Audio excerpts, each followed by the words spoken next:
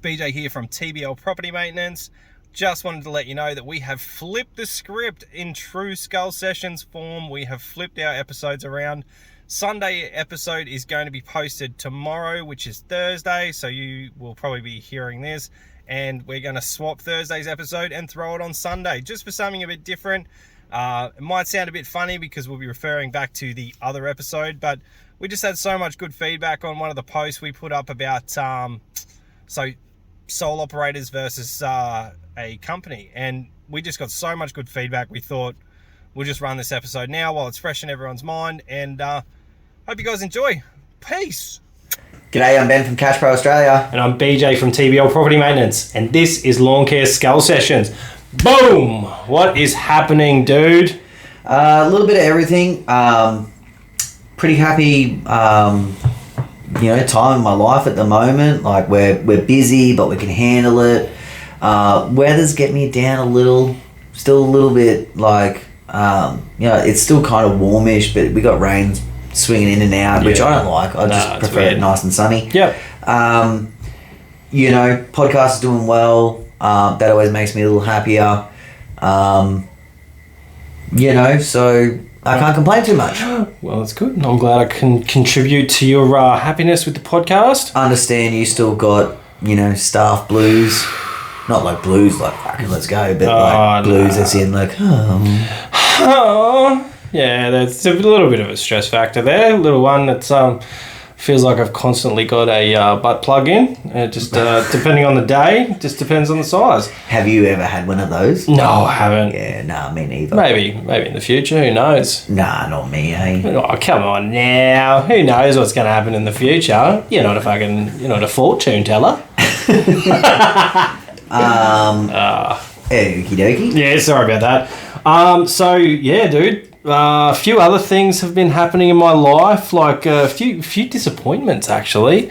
So there's been a bit of bad news. So in the last episode, I mentioned there was a fire at my house, and my little pool shed burnt down with all the called 911. Yeah. What's the number for 911? That's from the Little Rascals, by the way. Is it? Yeah. Don't you remember that little cutie kid? Yeah. I'm not allowed to watch that sort of stuff.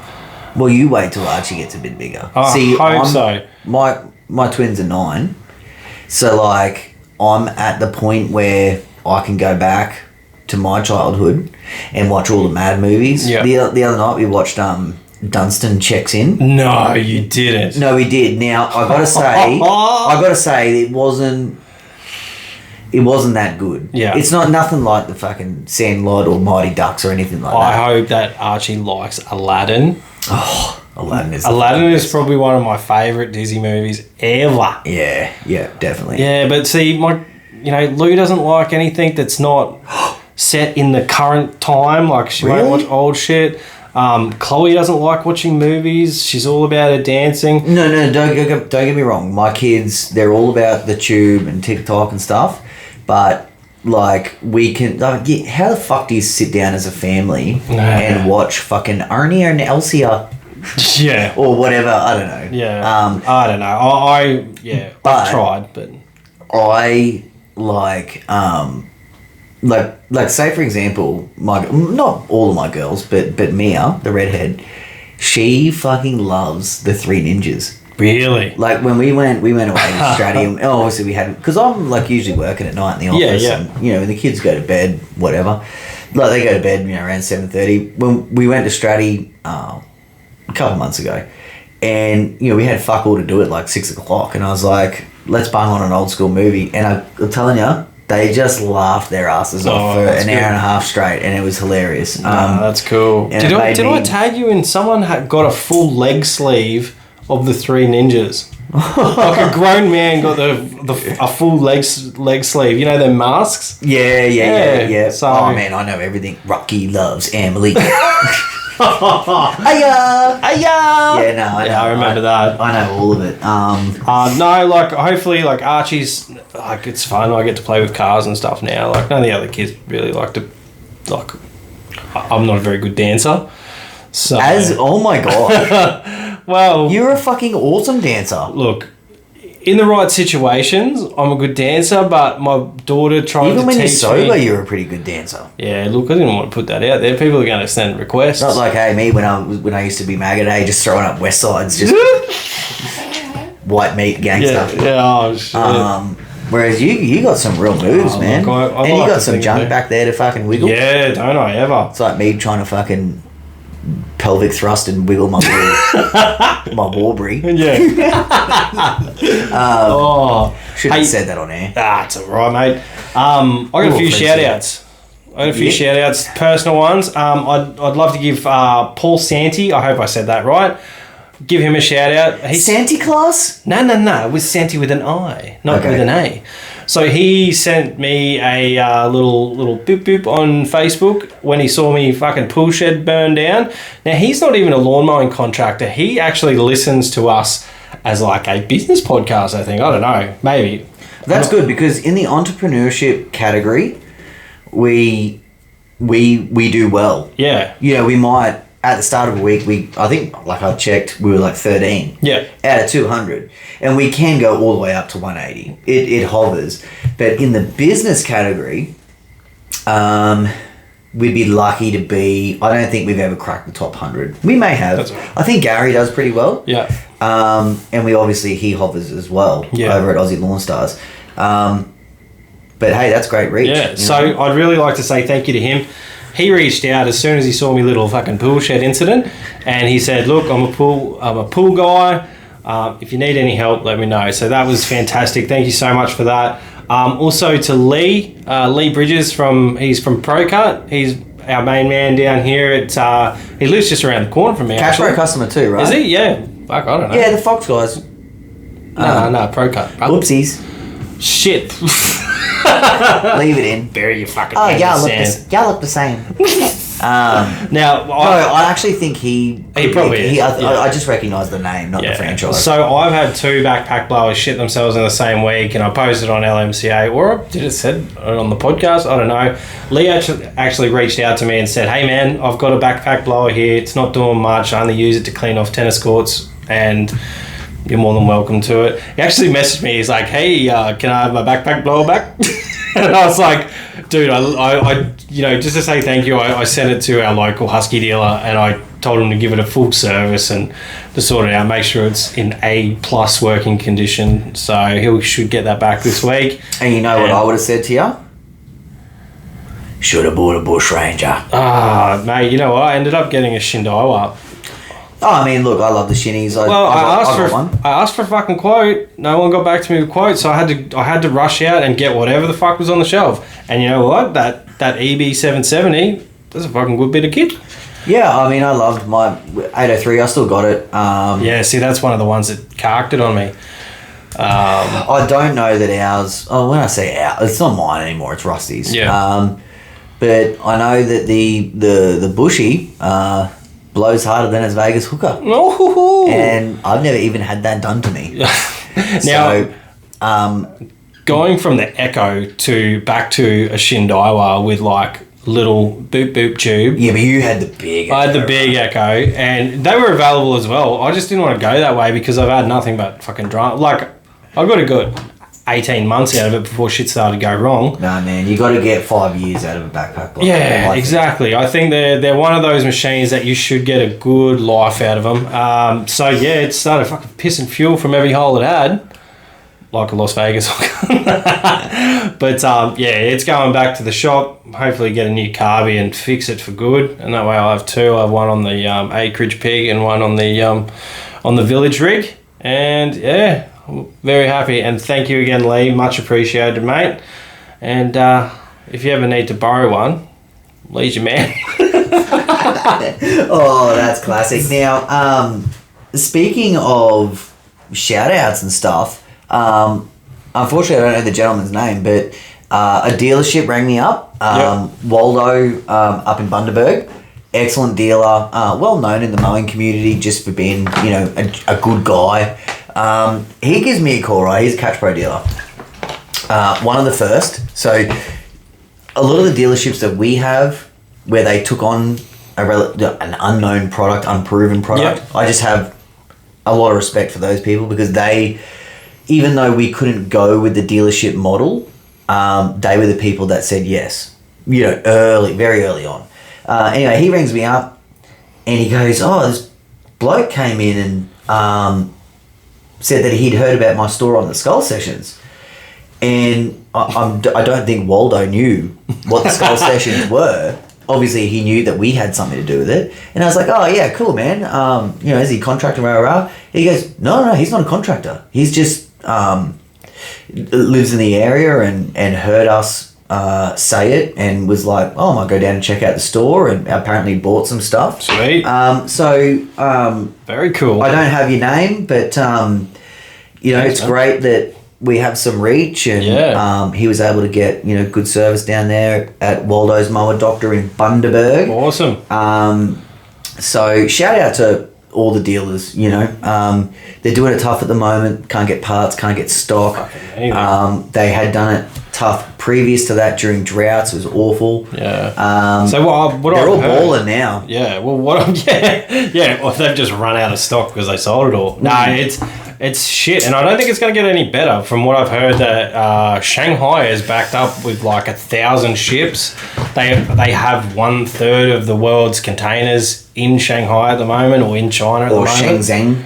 Yeah, fucks me. Which one? It's just one that comes up. Yeah, but man, it seems like a pretty average sort of situation to be in. Now, speaking of stock and stock issues, your homeboys over at Skag. Oh, yeah. Now, we saw a post. Now, this is something that we didn't really know about. No idea.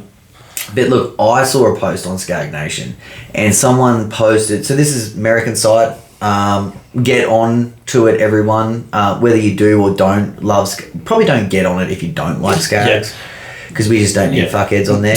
But if you're really interested in the brand, not only get on Skag Down Under, and obviously follow at TBL, but get on Skag Nation, because I think it's great. Yeah, it's really good. There's content galore, like 50, 60 posts a day. And some educational content, right? Yeah, of course, But there was a post on there about a machine, and it had like this new Skag engine.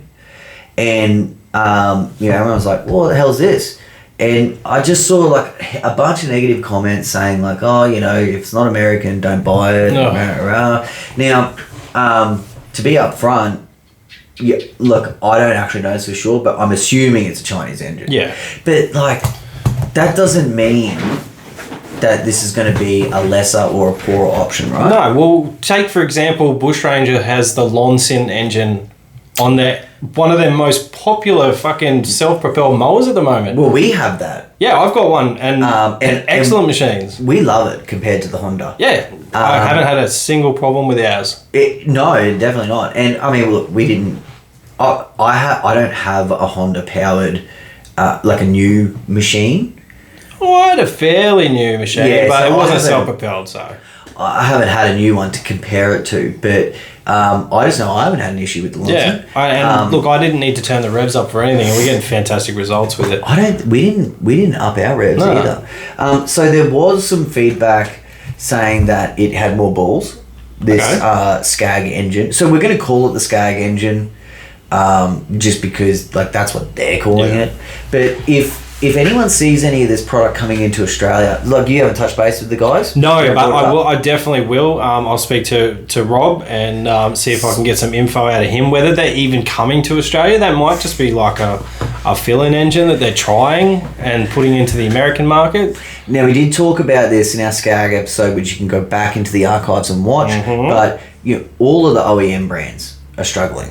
It's engines. Engines are the thing that everyone's lacking on. And what it is, it's a fucking little microchip. It's a 10-cent part. And Kawasaki has none. And that's what the holdup is. Yeah, and they come from Taiwan? I don't know. I'm pretty sure they come out of Taiwan or they come out of China. So I'm not sure. I thought Kawasaki had a plant in America. Well, they could do, but I think a lot of the microchips for everything comes out. The microchips definitely are definitely coming from China. 100%. That's one of the biggest issues that I have when people are like, oh, fuck that, that's, from China. Fucking everything has a piece of China in it. There's so many products that you wouldn't even think like. Now you and I, just so that everyone knows, we're not pro-China. No, I just don't think that you should write something off for where it comes from. Obviously, yes, if you buy a $3 toy from fucking, was it? I think Crazy Clark's isn't a thing anymore, but Crazy Clark's. You get what you pay for. But when you have a company like Skag or Toro or these huge companies investing money in someone making a product for them, they will have the American guys overlooking the Chinese guys and making it to the spec that they need. And I'm glad you mentioned that, because I do believe it's the Toro engine. Oh, okay. Toro rebrand for themselves. There might be another company, might be Deere. Yeah. I think John Deere have a John Deere engine. So they're definitely, all the brands will be hunting for another player in the engine market, the small engine market. What would be interesting, right? I'm not very political. And I do like a conspiracy, but I don't get, like too into it. But it makes you fucking think sometimes, right? Now, we're only talking about the mowing industry. Yeah. We're not talking about the larger scheme of things. But like all this talk about, China, invented man-made COVID, rah, and what was their gain from it, right? Because you saw so much manufacturing shut down. Even us tiny little business at Catch Pro, we can't source some stuff from China. And you think, how the fuck did this help them? But like then you think, look at what's happening in America. Right. The fucking country's been decimated. Same with Australia. Yeah. There is no fucking parts or nothing. And then here's China like, oh, we've got these fucking engines, eh? Yeah. And it makes you think. Yeah. Like, was there an end game? Like an economic sneak attack. I'm not trying to necessarily suggest. I just get interested. I get interested. I like conspiracy theories. I like them. So, there's the people and all. So anyway, all I wanted to say about it is that if you see it, don't write it off. I saw a bunch of negative comments saying take some photos if you see it. This is Chinese. I don't want it. Rah, rah, rah. While he's there on his fucking Samsung, posting off his Dell computer that's manufactured in China. Yeah, I mean, a lot of those things.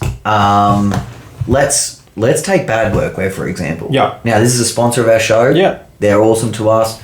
We love the workwear. Skull, all in caps. I was a customer of Bad before I approached them for sponsorship. And all of their workwear comes from China. Yep. And it is fucking top-notch quality. Yeah. Like their flannies, their pants, everything. And it's all designed in Melbourne. Oh, really? It's all designed in Melbourne. Maybe I should know. This is not shit that is sourced and they put a bad logo on it. Yeah. It's all developed and everything is from the ground up in Melbourne. Okay, cool. For a team of dudes, they're just utilising cheap labour to get it to market. I think... And then the prices are so... Like, those plain tees are like $12.50 each, aren't they? Something like that. That's ridiculous. I mean... Especially if you could wear them as a work shirt, like the high-vis ones. For me, I can't afford not to wear them. Yeah. You know what I mean? Like, you have a look at... Like, I used to get Greenscape Solutions shirts. Now, I buy blank shirts from China. Well, I guess they were coming from China. Yeah. And, you might pay $9 or $11 for 15 or 20 of them. That's each. Yeah. And then you got to go get them printed. Which, don't get me wrong too, I think having a company shirt is great. Yeah. But you can actually get a Bad shirt for $12-15 and you can get your company logo put on it anyway. Yeah. And you're going to have a great quality shirt. That's it. So they actually have tons of new stuff coming. That's awesome. So I still haven't been really previewed to what that really is, but the winter time, people wear more clothes. Yeah. Be interesting to see, so keep an eye on that. They already have track pants and stuff, eh? Yeah, they got a pair of track pants. I've got them. Oh, are they good? Yeah. Can I try them on? No. Oh. No, I got like a mini pair. Oh, did you? Like, so make your package look bigger? Well, no, because I think we might have said that on an episode before, and you're like, you like to make your slug look good. Yeah. The problem at my house... Sounds like something else. ...is if I do that, one of my girls is instantly going to be like, "Oi, what's that?" Oh. And I don't want to draw any attention to it. Yeah, okay. So, like, none at all. So fat mine's hidden. So, anyway, Bad Workwear, Skull, all in caps. 10% off the checkout. And support the people that support us. Exactly. Well, while we're talking about Chickadee China, I might bring up, as everyone knows, I bought a truck. Yep. But everybody's probably thinking, why hasn't BJ spoken about said truck? Yeah. It's because I still haven't got the fucking thing. So on my contract, everything got signed off and I've got, it's ready to, it's mine. 29th of April was the date I was supposed to pick it up. So the week before that week, which is, a couple of weeks ago, I rang and I said, what's the progress? And he said, look, it's here. It's been here for 6 weeks. We're getting the tray put on it. I'm like, well, you were getting the tray put on it a month ago and tray wasn't still on it. So he told me first week of May. So I'm like, okay, I can deal with that. It's an extra week, whatever. So I called on the 29th, which is the day I was supposed to get it, just to make sure the ball's rolling. So get on the phone, and once again, it's been pushed again. So the problem is that I've got the last short wheelbase model of this truck in Australia, and they know that they can fucking dangle that carrot in front of me for as long as they want, because what am I going to do? Hino's got a 6-month fucking wait. Same with Fuso, they've got a 6 to 8 month wait. Well, that was when I was looking at trucks, so who knows what it is now. And yeah, I reckon they're playing. I don't reckon it's here. That's what I reckon. I don't reckon it's here either. I reckon you ring those motherfuckers and be like, well, I want to see this. Have you put any money down? No. See, he told me. So do you have the finance figured out? Yeah, it's all done. It's all ready. But you're not making payments? I'm not making payments until I take ownership.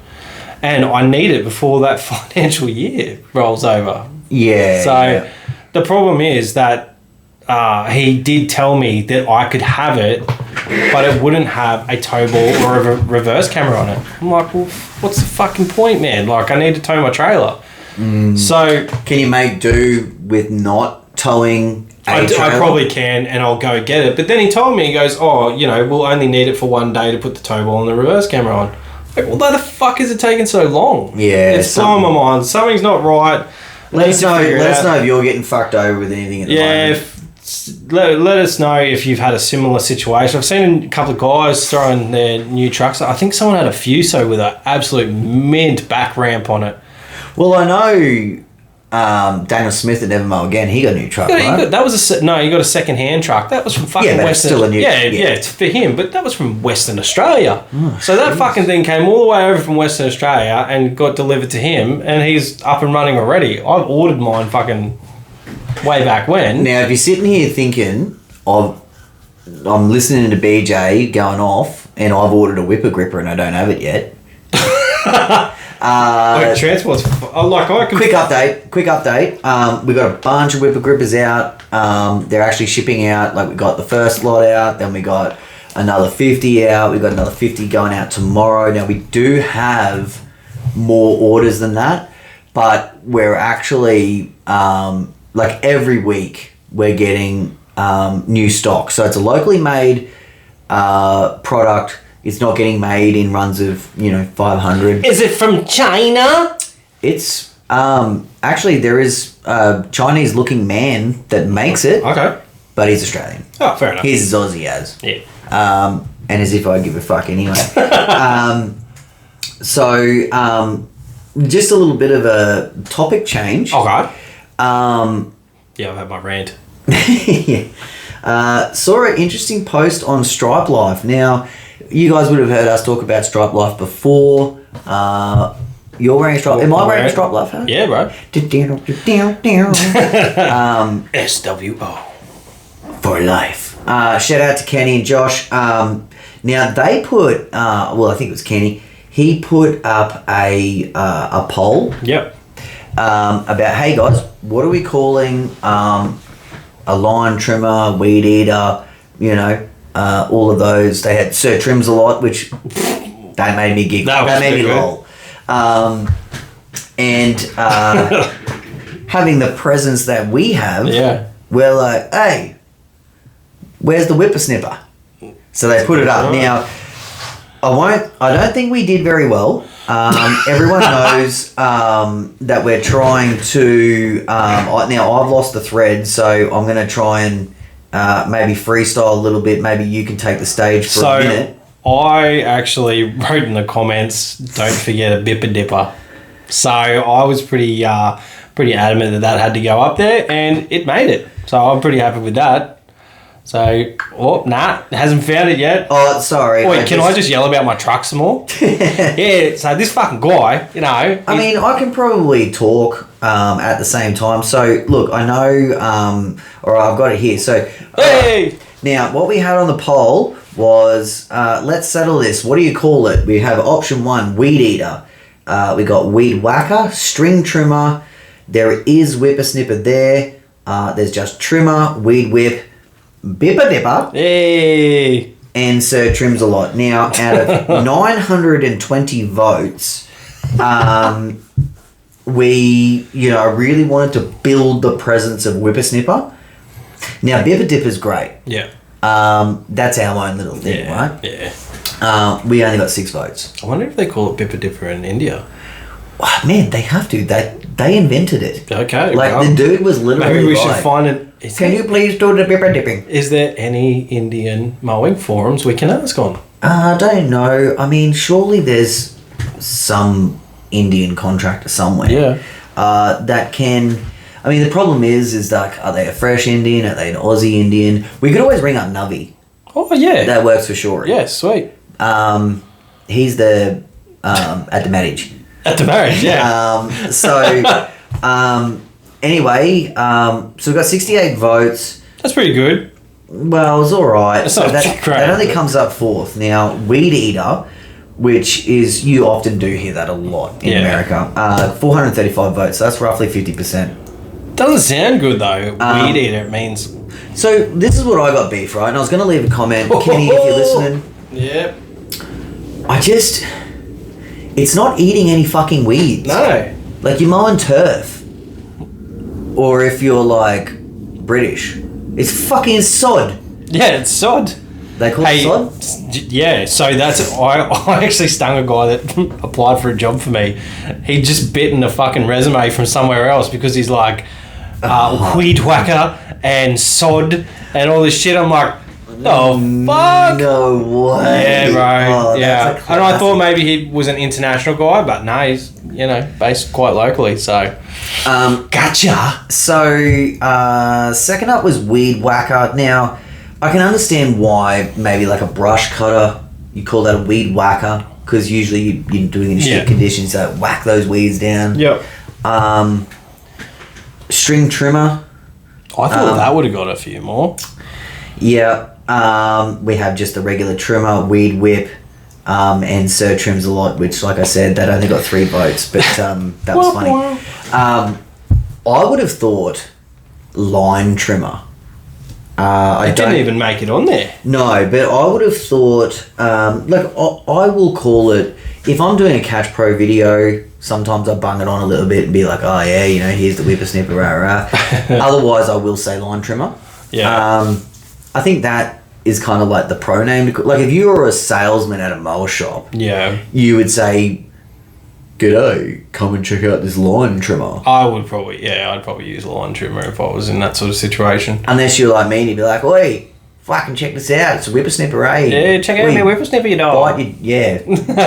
Bite your dog or fuck off. Anyway, that was just a funny little thing that happened, and we got some presents in there, and the guys over at Stripe Life were good enough to put bipper dipper down as an actual option, so that was funny. That's awesome. There's a ton of different comments there. I guess in America it depends what state you live in. Yeah, fair enough. So that was really cool. Just quickly on to other news. We had a photo drop to us today about the Bush Ranger KG stand-on. Oh, okay. And everyone knows that we've been testing that for the market for I think we got it in September of, not last year, the year before. That would be correct. Yeah. No, it wasn't. It was January. Sure? Yeah. I remember we actually got it at a fucking weird time. Like it was after New Year's or maybe Christmas of that year before. So yeah, it was well and truly after September. Sure. So anyway, now we have the legit Spartan one. Yeah. So it doesn't have the Bushranger labeling, and I didn't know how, because I don't love the name Bushranger, but I love the name Spartan. Yeah. When you compare Bushranger to some of the other brand names, and I think it matters sometimes, but you think of Skag and you're like, wait, I got me fucking Skag. Yeah. Or check out me Hustler. Now I know I'm just changing my voice, right? I'm trying to see oh yeah, fucking what's going on? But you know what I mean? Like when you say like I've got my Husqvarna zero turn, you don't think like I've got me fucking Husqvarna. Yeah. You usually think like, oh, I've got my Husqvarna here. My Husqvarna. Oh, that's dead, man. Yeah. Oh my god, I got my Husqvarna. He actually legit that word is his nemesis. Is it really? Is that how he says it properly? Dude, I don't think he's messing. I just think he's he's just a gimp at saying it. Whoa, bugger. Can I say the word gimp? Well, I don't know. Gimp's not a bad thing. Isn't it? Isn't it like a fucking dude in a leather suit with a ball in his mouth, or? I just got the visual. Yeah, straight away. Did you just see me when I think fucking nipples out? When I think of chaps. When I think of a gimp, I just think of someone just full munted. Oh, okay. Like Nola A with the bottle of vodka. Hey, flip one up for the bus. Yeah. Anyway, check out the King of Grass stand on. That's the KG, brought in by Bushranger Power Equipment. Head down to your dealer. They only got one container of them in. I'd say they're probably all fucking pre-ordered. There might be a few left. Check out our vids on the Cash Pro YouTube channel or our Instagram. We got some pretty cool stuff there. It's a cool machine. Now, we do actually have a topic for today, right? What? Now, what I wanted to say first I'll drop the topic. We're going to be talking about sole traders and the differences between a sole trader and a company. Yep. But at the same time, you and I, we're not accountants. No. We're not here to give you professional advice. Well, we're here to give you our opinions, really. Look, I like to think that we can give advice. Yeah. I just want to word it so we haven't got any liabilities. Oh, I don't care about that. But, just in terms of this topic, I don't want to make it seem like, we have some sort of university degree. No, that's it. We're the smartest people in the world. Look, it's just a topic. Let's talk about it. Maybe we'll get a pro in one day, like an accountant. Which we will. That can, give us some really hardcore information and data. So I'm sure Donna, Rob Shearer's wife, could shed some light. We'll have to organise that. So for the audience and the listeners, you're trading as a sole trader? I am. Now, we have actually just recently made the jump. You're a company now. So we're not trading as a company yet. We've registered the company. We felt more comfortable taking over from July 1. Okay. So that we can start fresh.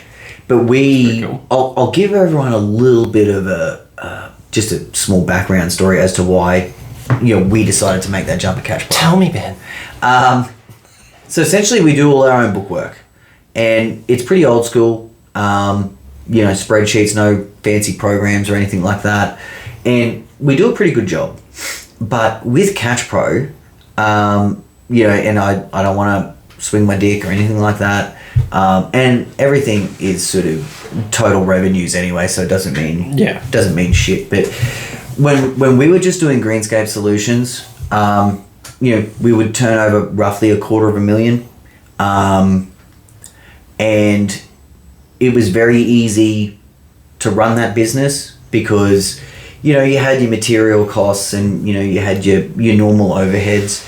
With Catch Pro, we're turning over in excess of $1 million, and there is just so many purchases. There's whilst you don't have or your fuel and those types of materials, but so many different products. What I spend in fuel, you spend in sticky tape. Yeah, so there you go. So, and like I said, all of that stuff. Now, we had gotten a little bit behind, and we did last year's tax just before Christmas.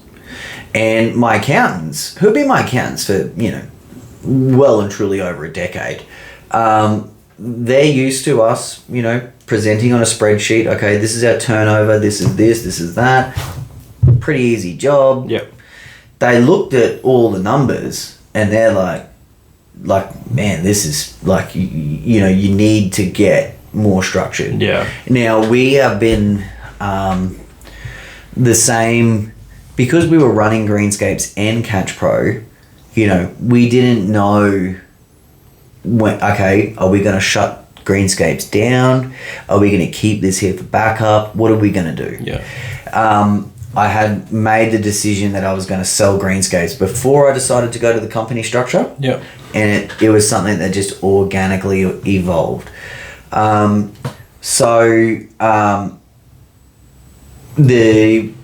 Basically what we looked at is, okay, what are the benefits? Now, before we get into the benefits, do you ever see yourself taking the next leap and, utilizing the company structure rather than a sole trader? Definitely. So my wife and I were actually talking about it over the weekend. Mm-hmm. Just because the amount of people we have now on the books, the amount of, liability there is, I really think it's kind of cool as well, like to change over to a company. I think maybe other companies would be more willing to work with the company. And I noticed that someone else actually mentioned that in one of the threads. So we will get to that. Now, we went to LMCA. Yep. And I put a post up.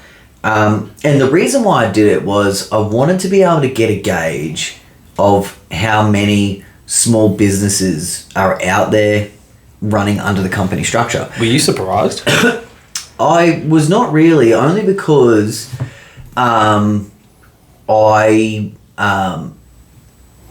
it's because I did it recently myself. Yeah. I realized you don't need to be I think a small business in Australia is still classified, if you have 20 employees or less, you're still classified as a small business. Really? Whether you're running under a company structure or not. Fuck. That's a fair few people. That's a lot of people. That's a lot of stress. And so the company structure, once I learned some of the benefits and differences, then no, it didn't surprise me. Yeah. I don't think it means that you're any smarter or you're more content or anything like that. I think there's a lot of meat on the bone, like we say. Yeah. And at the end of the day, what may work for me might not work for you, and that goes for everyone. Yeah. One of the biggest reasons why we looked at it is because we were looking to buy our first property. Yeah. And the biggest risk that you have as a sole trader is that whatever property you own, whatever assets, Ben Van der Geesen operating as a sole trader, Greenscape Solutions, I own this house or whatever, you are liable for everything. Yeah, it's all under the same umbrella. Now, when you become a company, the company becomes liable. Yeah.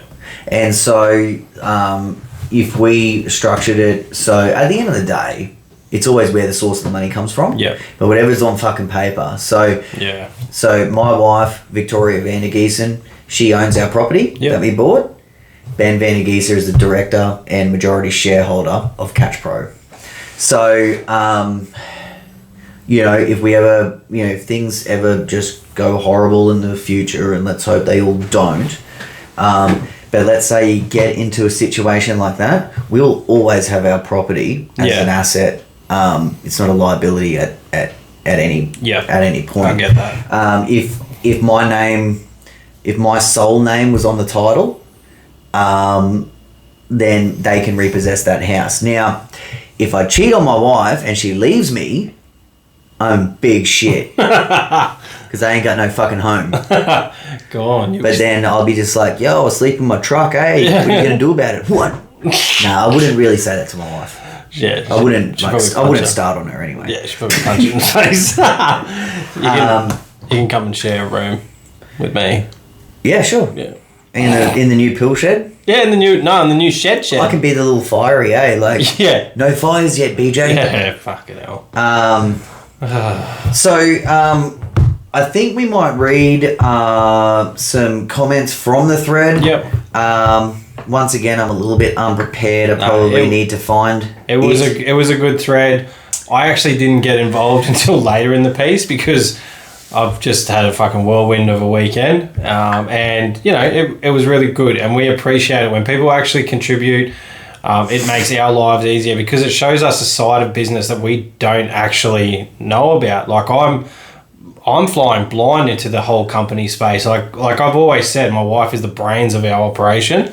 So she's going to have a look through it and she'll relay the information back to me in terms that I will understand. And, you know, she'll make the decision with my input, maybe. But no, it's awesome. Like, it's really good to see how other people's businesses work. It's probably the same way that this podcast is viewed.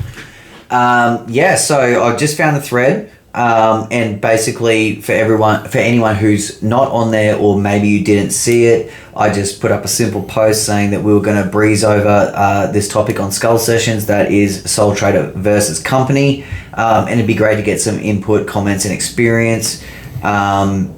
And the previous episode that we did with the LMCA content, it was great. It was good and interactive. We had a lot of sensible comments. Yep. We only got a little bit of blowback. Yeah. I love how you said we got a lot of sensible comments. Did you think we did, didn't we? Oh fuck yeah! I think they were all sensible. We didn't get many that's because I put up a disclaimer, right? Yeah, hashtag grass bukkake or yeah. Like no, I don't mean that. I just mean in the sense of like, you know, someone, you know, hating on something else for a particular comment. Yeah, because so very much the same in here. If we had someone say, "Hey, look, I operate as a company," and then you had someone else say, "You're a fuckhead. Why'd you do that?" That's the type of shit. Yeah, what I mean by sensible comments. Nah, that's good. I would expect to see a Stephen Bukaki or a fucking Nola or something. Stephen Bukaki, along the way. Fair enough. Or a El Buque Neve. Yeah. So. Okay, we have Anthony Moore, who's an admin, and he says that he happily trades as a sole trader. Yep. Now, obviously, you know, that's not, you know, necessarily, like, he's just basically pointing out that that's what he's doing, and he's happy doing that. Yep. He doesn't have really any ambitions to go to the company structure. Yep. And he's still a solo operator as well. And I mean, you can be a company and be a solo operator. Yeah, so we're going to get a little bit more into that. Just before we go through the rest of this stuff, I just want to stress again that, like, if you're operating as a sole trader, it doesn't mean that you can't be, like, successful or, you know. Yeah. So technically, right, let's just put Catch Pro as an example.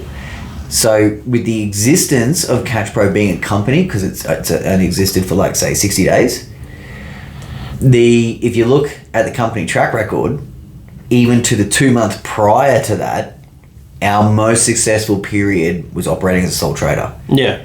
It fucking literally means nothing. Yeah. In terms of your actual ceiling or success. The benefits is what changes. Yeah. So Laura Curtis says that she will be following this. Cool. Kyle, he said that he's been a sole trader since he started, looking at options to minimise tax and create as much opportunity as I can.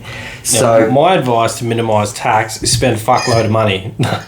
It's not the best way, but seems to have worked this quarter for me. So, like, a great way to minimise tax is to simply just take a few zeros off what you turnover figures. Oh yeah, you know, maybe could get a job as an accountant. I'm Otto. I like to get blotto. I don't know why that came up. Humongous. So he says that he's super happy as a sole trader. The freedom to go in the direction that I purely choose without having to take into account staffing risks, overheads, etc. is a huge relief. The stress of hiring staff and expanding, then having some squid call in with a bullshit case of a dehydrated spine, fuck my whole day, is not one that I'm willing to take on. Now, I would probably, like, Hugh is always making me laugh.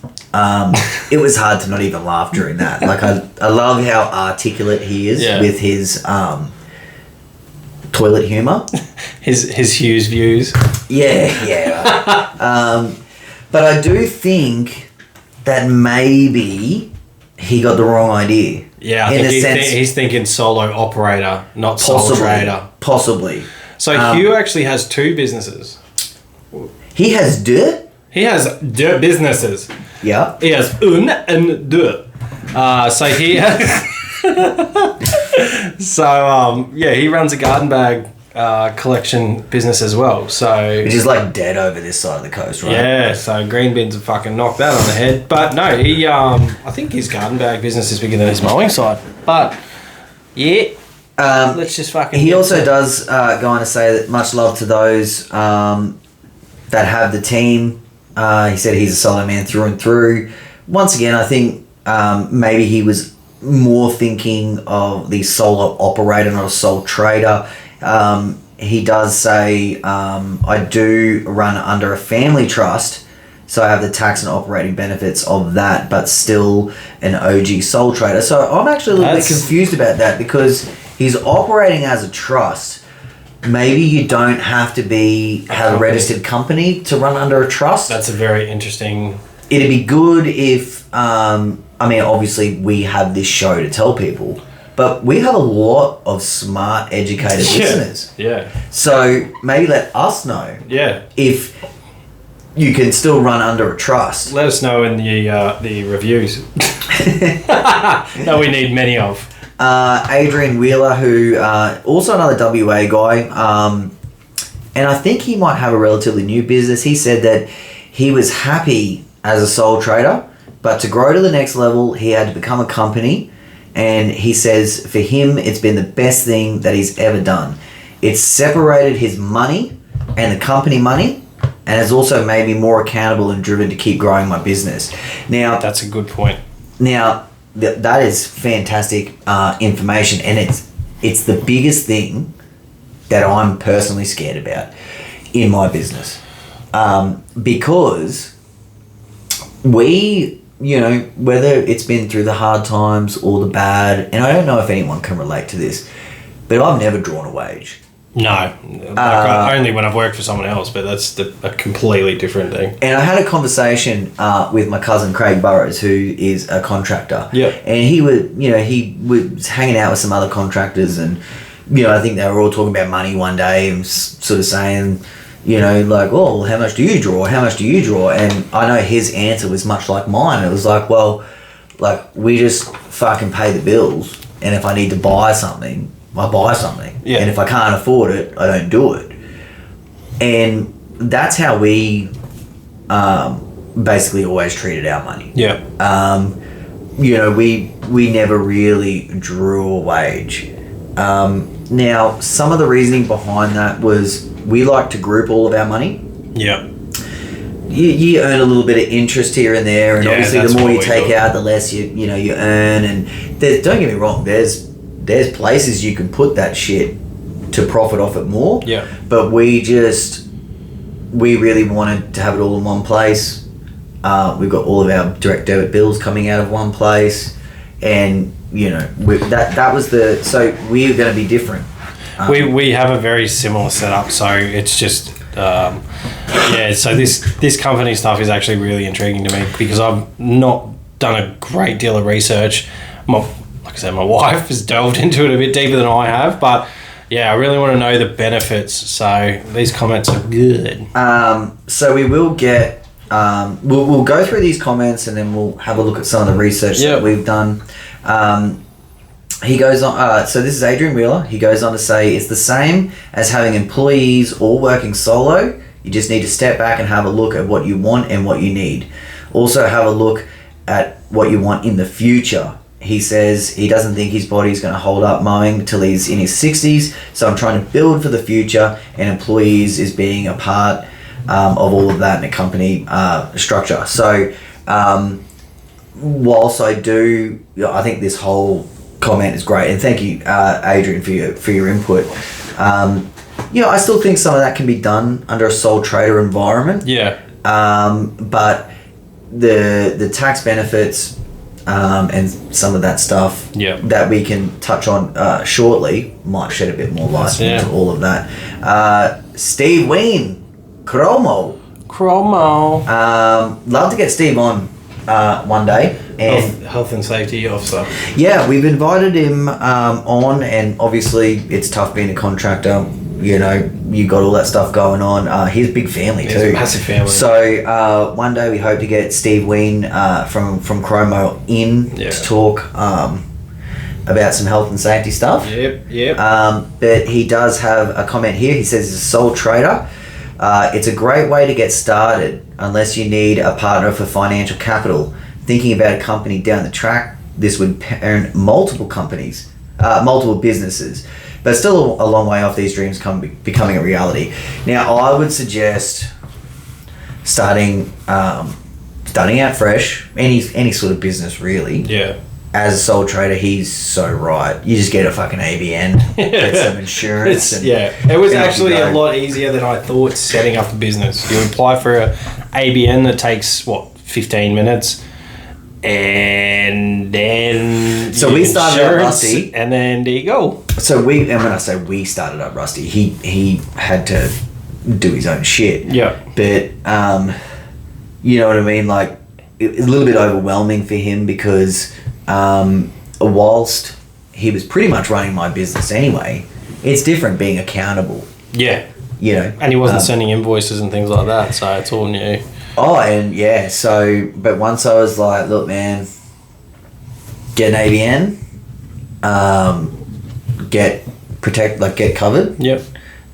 Get an invoice program, and then fucking just do what you do. Just do what you do, man. So, Andrew Thompson says, company here, we are commercial operators and companies like to do business with companies. That's the comment. So, I'm just going to stop that there. He does go on to say more. Look, I believe that in a certain environment. So commercial body corporate sort of environment? I think it would go beyond that. I don't think a body corp, I think they're mostly dealing with sole traders. Actually, yeah, that's true. I think maybe, once you got on to, maybe like a Stockland development company. Yeah. Now, obviously, I got hired by Stockland as a sole trader. And I'm a sole trader. And now you've taken over the contract and you're a sole trader. So, but I do think a company would be appealing to bigger companies. Okay. Yeah, I reckon you're right. But something just popped into my head. Franchises. Yeah. Where do they get advice to sit? Do they get advice to start off as sole traders and then... All right. Or could they even become a company? Yes, they can. Okay. So, my mate, Scuba Steve, from EPMS. Yep. EPMS is a franchise in Brisbane. Executive Property Maintenance Services. My mate Tyson has a bunch of rigs, and some of his workers have spurred off into their own franchises. And I remember talking to Steve-O years back, and the way that he set it up as a company. So we were going to touch on some of these benefits, but one thing that he did, he told me where he was living, and I remember the rent was like $900, and because it was up the road from my old house. Yeah. And I was like, bloody hell, you must be doing all right. And he was doing all right. Like, I think you need to be doing all right to justify some of that stuff. Because money's money, right? Yeah, that's it. But what he said was that essentially he was renting that house, but his company was renting 50% back off him. Oh, okay. So we'll leave that there. We'll get to that later. That's getting technical. So Andrew Thompson goes on to say, plus currently employ a team of 7, which is hard to do as a sole trader. Personally, I enjoy the protection of my assets should things go south. So whilst I do agree with protecting your assets, I don't know that employing a team of 7 is any easier or harder as a sole trader or company. Obviously, there's going to be some structures in place. I don't know. I mean, I never employed 7 full-time workers, but I've certainly got close to that. Yeah. Maybe he's talking about the liability. If one of them fucks up, then his assets are covered. I'm not sure. I still don't... Like, all I mean by my comment is that anyone operating as a sole trader wouldn't have any issues No, well, I've got... having 7 employees. What have I got? 5.5. You've got 5.5 now. Yeah. So even though they're not... so Conrad Brookman actually says, why is it hard to have 7 employees as a sole trader? I don't believe there's a reply from Andrew Thompson. Michael Weil says, financially, in the event of stuff-ups of any of your employees as a sole trader, you are solely responsible. Being a company, you are somewhat protected. Now, that is true. Yeah. And that's what you... Did you say that? I just said that like 3 seconds ago. Yeah, so that take completely justified, and Andrew, well done for the comment. Yeah. And we all learned something. Yeah. Some people knew that, like Michael, but not me. I like it. Corey Rogers says, don't quote me on this. I love how you cover your ass before you get there. That's how we should start every fucking episode. That's a Ben comment right there. So he goes on to say, I looked into seeing what the tipping point was to be more beneficial to go for a company. If you're profiting under around 120,000, tax is actually cheaper as a sole trader. Companies really start being beneficial above the 120,000 mark. As they are set on a fixed rate, and sole traders' tax starts to skyrocket at this point. We'll just leave that there. So that was our main motivation, the tax benefits. I wanted to get there a bit later on, but basically our advice that we got was that my wife and I, so I'm the director. Yep. Congratulations. Thank you. Don't treat me any fucking different. Okay, no worries. I'll fucking get pissed off. All right, fair enough. But I did say at the start of the episode that I was the majority shareholder. That's actually not true. We're 50% shareholders. So my wife is not the director, but she has a 50% stake. Can I have 1% for my birthday? I don't think you can do that. Half from each? You have to I don't know. It's getting beyond it. Family. So what the advice that we got was that we would draw a modest wage. Yep. Of say 60, 70 a year. And that is a very modest wage. This, I think, isn't that the average? I think, yeah. Which is fucking bullshit. After tax, yeah. Yeah, so I'm not sure. I haven't, like I said, we haven't started doing any of this yet. So I did wonder myself, okay, if a modest wage is 60, 70, am I paying myself 80 or 90, or is it before tax, is it after tax? So I've got to work through that. But something that I learned, which I didn't know, is as a shareholder, you can pay yourself dividends. Oh, tax-free. Okay. So what that means is, you can pay yourself 65 grand, and if you need some money, and you don't have enough, you can pay yourself $10,000 in dividends from your company. Damn. And it's tax-free. Sweet. Which is fucking awesome, right? That's pretty good. So you can pay yourself a quarterly bonus of 10 grand, and it's tax-free. You deserve it.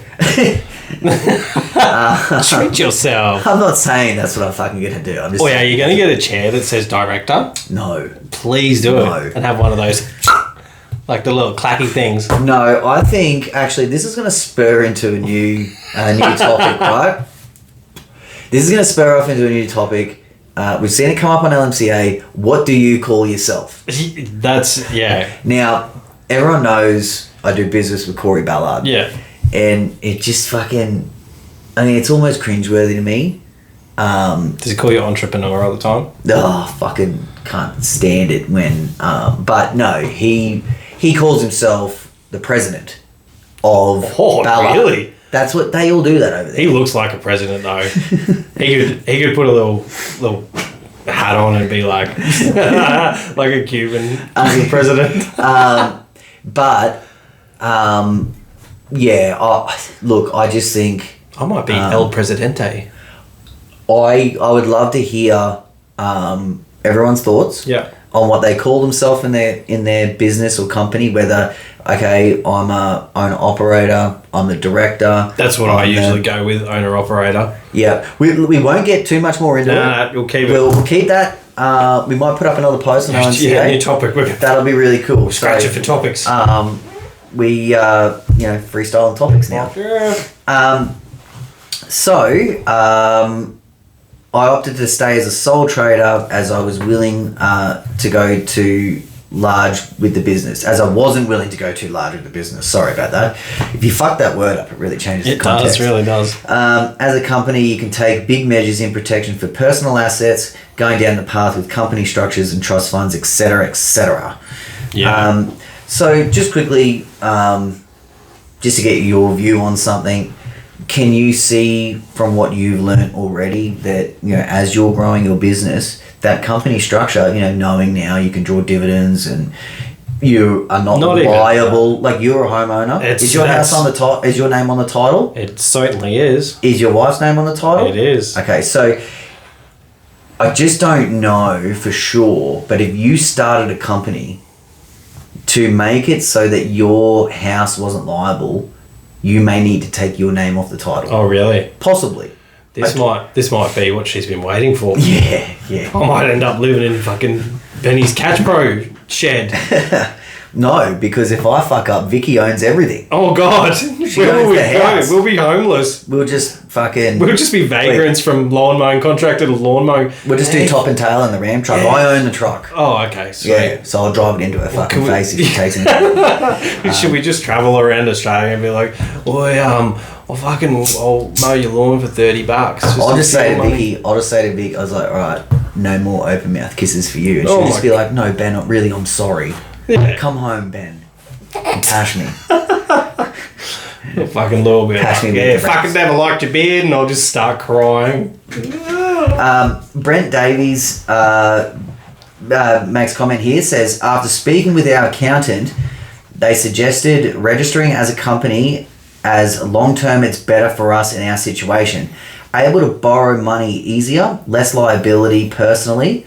That's true. Not sure about the money. Less liability personally. Actually, I'll stop it there. Where I do think it's definitely going to be easy to borrow money. The reason is, when you're a company, you have to draw a wage. You cannot spend company funds on personal stuff. It's going to be a fucking challenge. But what I mean by it is you've got a lot of structure. So you have to pay yourself super. Yeah. Can you get a company credit card? Of course. Oh, well, there you go. You can get your Darries and Darts on that. No, that's where you get fucked up. Oh, you cannot. So you have to pay yourself super and you give yourself a group certificate. Oh, so what it means is I just bought a house and it was pretty difficult. Now, we went with Macquarie. We only needed 1 year of financials. Most other banks were 2 or 3 years. Being self-employed as a sole trader. Now, if you are a company, if you want to get like a car loan or something smaller than a house, you only need to show 3 months pay slips. Yeah, fair enough. As a sole trader, they loosen it and tighten it all the time. But if the company's paying for it... No, I'm not saying that. This is you. Oh, BJ. Okay. Yeah, fair enough. So you draw a wage of 70 or 80 grand a year. Yeah. And nothing gets taken into consideration except your personal expenses. So what about if the company wants to purchase something? Is that... So the company needs to have enough capital to be able to do that. Okay. So what actually happens is if you turn over $1 million and you spend $500,000 in that in overheads and running costs. Yeah. Vicky draws 70 or 80,000. I draw 70 or 80,000. Then you must have, let's say, 300,000 left over. Yeah. Now that's Catch Pro's money. Okay. So you actually pay tax on that again. Yep. Catch Pro pays, but it's only 25% on the dollar. Or something like that. Yeah, sort of. Whereas I think your personal tax is like 28 or 33%. Like you're jumping every tax bracket, you fucking go up. So whereas a company, it's not any higher than 25%. Okay. And you can draw dividends tax free. Yeah, sweet. And if I fucked up any of that, feel free to let me know. It sounded good. That's my understanding of it. That's good. So Now, wait, we should just say, anyone, don't go off us and go and jump into being a company. Go and see your accountant and see if it's the best scenario for you. Oh man, like you got to research. I'm gonna get to it a little bit further. Yeah. I'm still gonna get to it, but I definitely, because you're making me want to become a company right now. Yeah. I think it's But, I think there's a lot, especially the but covering my ass. let's tell everyone your situation. Like you were at a point. We don't want to go too far into it. Okay, how many employees do you have right now? 5.5. Okay. Roughly, what's your turnover per week? That's going to be the easiest because over a year it's tough. Just give us a rough figure. It doesn't have to be perfect. But what I'm really getting at, 15 something. Yeah, maybe? okay, So so- around 15. so you're getting to the point. Well, I really don't know how much money I make. Yeah, that's what my wife literally. I'm telling you now with Catch Pro, like it's hard for me because when Josh was a part of Catch Pro, Yeah. he would always say, "Hey Ben, we had our biggest month," Oh, okay. and I'm like, "Oh, you know that," and it was a thrill, it was awesome. Yeah. But I didn't always like have any more money, Yeah. and it's because as we were growing, we were just adding new products or Yeah. buying more of, so like when we first started, we did a run of 10 catches. Yeah. Then we did a run of 20. Then we were doing runs of 30. Then we started doing runs of 50. Then 100. And it was like, you have to build your credibility. You Yeah. had to, and then, okay, we're going to add this product. We're going to add that product. We're going to take a gamble here. And instead of putting an item on for pre-order, where we hadn't, got a 30-day count. Yeah.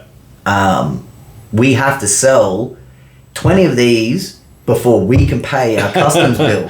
Yeah. That's what, Yep. Whereas now it was like the custom bill comes in, it's like, Vicky, just pay the fucking customs bill. Yeah. And that was the difference. Yeah. So yes, we were earning way more, but we were spending way more as well. Yeah, that's it. Well, even I'm finding that now we're taking over. Of course. I'm rinsing through dollar bills like it's nothing. Even something as simple as you fucking, let's say you're out having a look at a few sites. All the boys are somewhere, they're at a site. Hey, I might pick up the boys a drink. $40 fucking later. Yeah. You know what I mean? It's Yeah. different. Now It even happened the other day. I know I paid 1 week, then you paid the next week. You go and get all the boys KFC. Yeah. $60 down the fucking chute. That's it. Yeah. Without even trying. And like sometimes when I'm feeling nice, I like when it was just Will and I'd be like, "Oh, I shared him lunch today," and now I'm like, "Yeah, I'm not doing that. There's fucking 5 of you."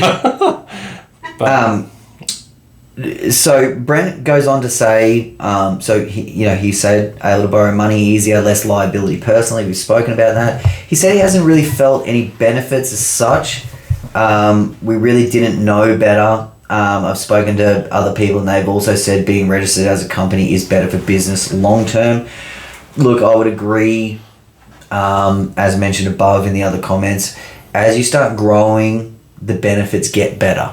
yeah. Because if you are a sole trader and you turn over $90,000, and in March you pick up a brand new contract that's going to double your money, you're going to hit that next tax bracket on that next quarter, and you know what I mean?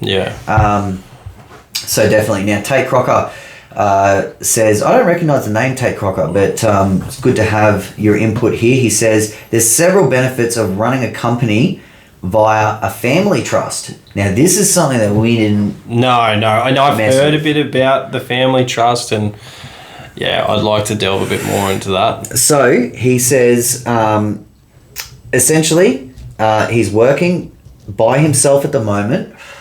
Using a trust, I've added protection of assets, and there's also tax and Centrelink benefits, as well as family benefits. Best to talk to your accountants in the best way to minimize your tax and maximize your benefits. There's some added initial setup costs, but the benefits far outweighed from my perspective. Okay, now I actually read that comment. Yeah, and that's good that you read that comment. Yeah, and that comment actually spurred the conversation with my wife because, believe it or not, she's a full-time carer. Like, she can't work. Like, there's weeks where my daughter will not go to school, and she works for the business. And she does get paid by the business. Now, just so that everyone knows that your daughter's not like lazy or no, she's disabled. So clear that up for everyone. Yeah, so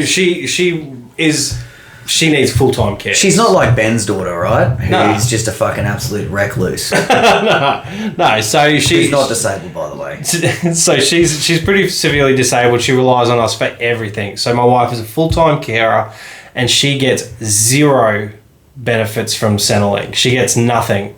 So we've just gone, however many years, and as the business has grown, her Centrelink, like back in the day, she did get a little bit from Centrelink, and as our business has grown, she's just fucking lost everything. So she literally doesn't get any money from Centrelink now. Quick shout out to Louise Wallace. We love you. Yeah, we love you, baby. So really what I wanted... Sorry, am I cutting you off? No, that's all good. So if you were set up as a company structure, she can draw a modest wage and you can regain those family benefits. Yeah, so, and I don't want to seem like I'm some dodgy prick trying to fucking scam the government, because she fucking deserves it. She can't work. Now, I'm sure anyone watching this on YouTube will see me doing like a whole heap of hand actions right now. But BJ just mentioned, hey, I'm not dodgy and I'm not trying to scam, right? Now, let's just make one thing clear, right? Get what you fucking can. Yeah. Don't, seriously, fuck the tax office. Yeah. Now, you're not being dodgy. Now, you just work the system for what it's worth. Yeah, and I listened to I listened to a wrestling podcast, right? I loved wrestling when I was a kid. Is it cuddling or wrestling? Wrestling. Okay. The fake stuff. Oh, okay. The real stuff. Yeah. And they always talk about, the being in a huge company, and it was like a television company that had a wrestling company. They had Disney. They had all sorts of shit, right? Yeah. And they talk about how different sectors would always move figures around to either increase or decrease the bottom line. Okay. Now, it's not, and what that meant was, in their structure, they, as employees, they were rewarded with shares because of the public company. Yeah. Now, that's going way beyond what we're talking about. But they would get bonuses as employees for their part of the company looking as good as it could possibly get. So none of it's illegal. Yeah. It's a little bit sneaky. Yeah. None of it's illegal. Yeah. And you can't tell me that fucking everybody in these big companies isn't doing the exact same thing. Like, they're doing everything they can to get every dollar from anywhere they can. And realistically, the fact that she hasn't been able to work for 14 years has meant that our growth as a family was a little bit slow. I had to stay in a job where I was guaranteed the income that I was getting. So, it was only because I got hit by a fucking drunk driver that I was able to make the jump into this industry. Yeah. So, but no, hats off to her. She's a fucking champ. Mark Loway has a comment. for those of you who don't know, Mark runs a walker. Yeah, he's got a walker, and he's good, man. He's good for content. So he says, sole trader here, but probably much better off tax-wise as a company, being that the tax rate is only 25%. Now, I think I stated that before and I didn't know, but Mark seems to think it is, so we're going to run off that. Yeah, Mark's pretty smart guy. By all accounts, it is around 110K profit these days, and you are better off tax-wise as a company than a sole trader. Problem is, once you move from a sole trader, where all your profits are yours, if a company, it is the company's money, which you withdraw a wage or dividends. So I'm not sure really what the downside to that is. It's more work. It definitely is more work to be a company to draw. So you'd have to do your pay slips, your fucking group certificates. Then you'd have to physically draw the wage from another account. Like there's, it's minimal. It's like a minimal work. Yeah. But it's extra work, and I totally get that. That's one of the things we were speaking about on the weekend. My wife and I was saying like, it's going to be more work, and she said, "Yeah, for me." And I'm like, "Oh, okay, yeah." But I think. Because we're in exactly the same boat. Yeah. And I do think it is going to be more work, but I think we'd look at it as being more work only because it's the unknown. Yeah. I think if you really understand it and you're really educated in it, and once it becomes familiar, then it just becomes like any other thing. Yeah. Like when you're doing your monthly receipts for your fuel. Yeah. Or you know what I mean? It just I guess like you could literally just set up a direct debit from the company into your account. So, I mean, you could just fucking dust your hands at that. I think the hardest thing is being disciplined enough to be like, because like for me, for example, I just use one account. Yeah. So it's just like, fuck it. I could buy a new mower with the same account that I could buy a hot dog. Yeah. And I mean, like, when you're a company structure, that changes. Oh, you're like, "Hey, Darls, I need some dividends." She'd be like, "No." And she'd be like, and I'd be like, "Not those dividends." Yeah, boy. That almost never happens, by the way. So Mark goes on to say that I've done some research over the years, but never ventured down the route while the tax rate was around 28 to 30. It is so tempting now as a tax reduction, but that would mean I need to pay myself super and then also workers' comp as I'm working for a company, yet I'm the sole director. And that is another benefit. If I can pay myself, because I pay for all my staff's workers' comp, costs a fucking small fortune, and I'm the only one that's not really covered. And my insurances are already fucking out of control. So if I put, like income protection and all that sort of shit. I see the only negative being that you have to pay your minimum 9% superannuation. Yeah. So now, I never paid myself super, ever, until about a year ago. Yeah. And, I guess the reasoning was, so my dad, he's a way different cat to me, right? Yeah. He worked for Q Super for 27 years and then went on to work for Sun Super. I think that those companies merged now. Yeah. And man, I tell you, my dad, he would like get anxiety over me. I can only imagine. Yeah, it's so bad. Good old Ronnie. Yeah, why haven't you got your fucking super sorted, man? Now, for those of you who don't know my dad, which is literally everyone, right? Yeah. There could be what do you say? Like he's probably a mix between like maybe Ned Flanders and Hank Hill from. Yeah, that's probably really good. Now he's not as goody two shoes as Ned Flanders. No, but has the same ideals. Yeah.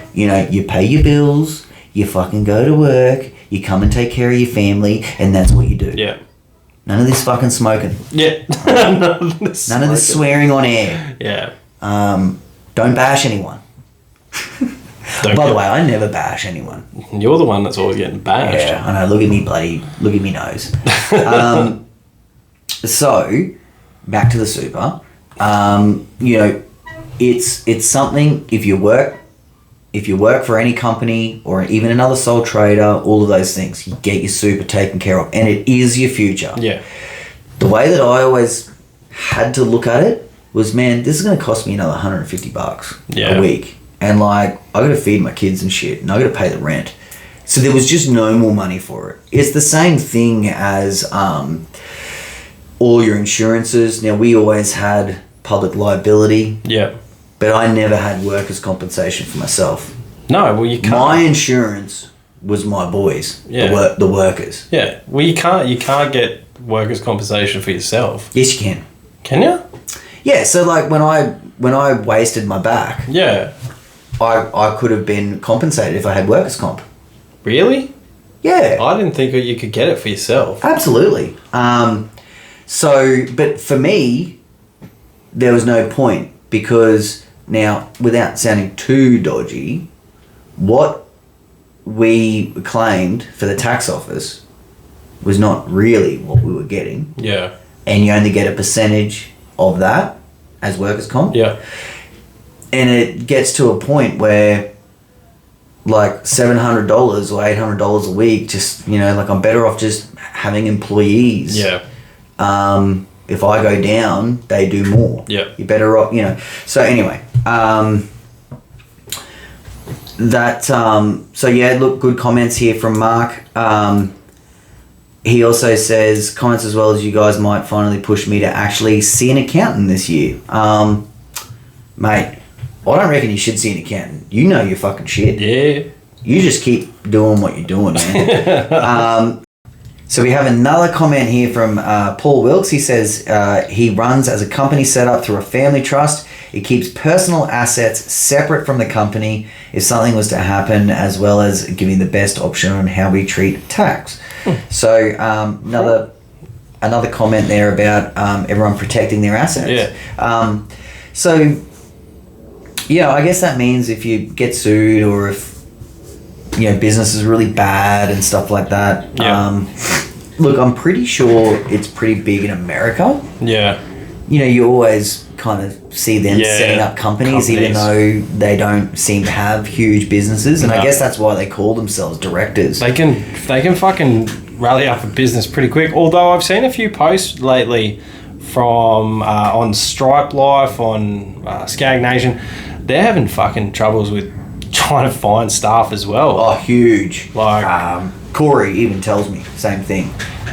Where have all the workers gone? Can't fucking find them. what is that from? Is that just Benny's song? What is that original song?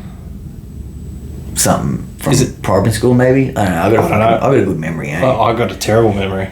Benjamin John, which I don't reckon is a real name. He could be BJ. He could be BJ. He could give me a BJ. Oh. He said, I'm a single operator, but on advice from an accountant, we set up a trust. Well, he's single too, bud. which the franchise trades under and will follow with setting up trading under a company structure when the business is ready to expand. Oh, right. So here's a franchise, doesn't say which franchise it is, but another example of how you can trade under a company as a franchise. Cool. So there's heaps of different options. Alex says partnership is another option to consider. Also, if you want to split your income across two different ABN numbers, mine is divided between mine and my wife's. Good way to split money to balance tax brackets. Okay. So I like that. I would never like I know what he's saying about the partnership. It's him and his wife.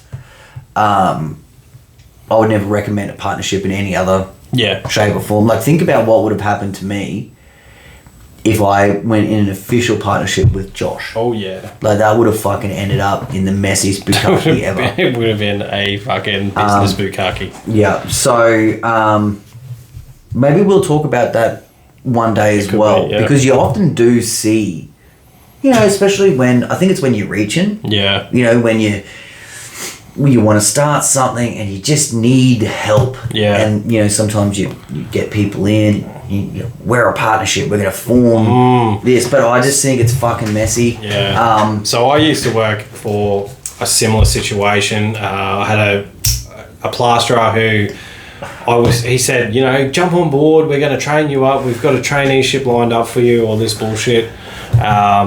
it was him and his mate. They went into business together. And 2 weeks later, these two are going fucking toe to toe in a building site, and I'm just pissing myself laughing because I was like 18 and I was like just loving every second of it. And turns out they were both alcoholics, so they were both like going to the big boss and being like, "Oh, do you reckon we could get some money?" And like they were doing it separate, and they were fucking horrible. They ended up owing me $3,000, and they fled back to New Zealand, so it was going to cost me more to chase them than... Yeah. So, look, I think this is a little bit of a sidebar. I know we're running long here, so I won't spend too much time on it. I love the thought of it in theory. Yeah. Like, I came to Shorey once, and for those new listeners who don't know Shorey is, go back into the archives and listen to an episode. Yeah. I had, like, this awesome thing that I wanted to do. With Shorey, and he does a lot of big landscape construction, and I wanted to I'd already bought business off him, had been running it for several years. I was looking to expand, and he was going through an expansion, and I wanted to get off the tools at that point. And I didn't want to be a fucking bludger. I just didn't want to do everything that I was doing physically. I had an idea and I came to him, which obviously never materialized. And I said, hey, why don't we form this mega company? You know, we have a landscaping team and we have a maintenance team. And we run each respective sector. Yeah. And there can be heaps of room for overlap. Mm-hmm. So, you know, got a big turfing job. Hey, let's get the maintenance crew on, or, you know, whatever. Yeah. I wanted to be a part of something bigger than what I thought I could build, and that was probably my motivation. And he just looked at it as like someone has to be the boss. Yeah. And it's really difficult in a partnership situation. When I look back at it now, look, I think it could have worked to a certain point, but him and I are both very much the same, where we naturally try and take over. Yeah. And that's when shit can get heavy, because someone's got to be in control of the money. Someone has to be... I'm amazed. Corey Ballard in the States, he does it. He has nothing to do with Perfect Cut. Yeah, and that's massive.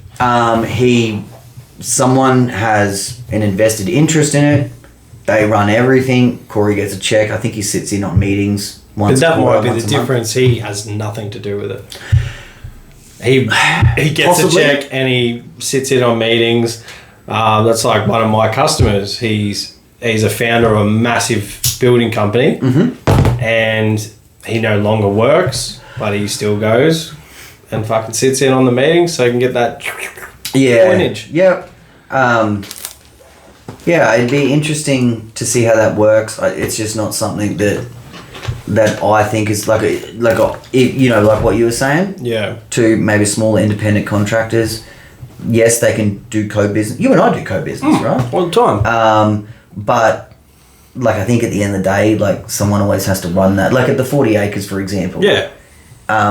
We work together, but like I always kind of ran it. Exactly. And it's like, hey, we're going to do it this day, and we're going to work for this many hours, and I'm going to pay you X amount. I think it's... And we're getting KFC for lunch. Yeah. Okay, Gary Ashton. Hey, Gary. From Aussie Lawn Stars. Says, company and family trust allows you to create separate entities, isolate liabilities, and manage things like tax and workers' compensation. Not everyone needs to do that, but most of us consider an employee at some stage.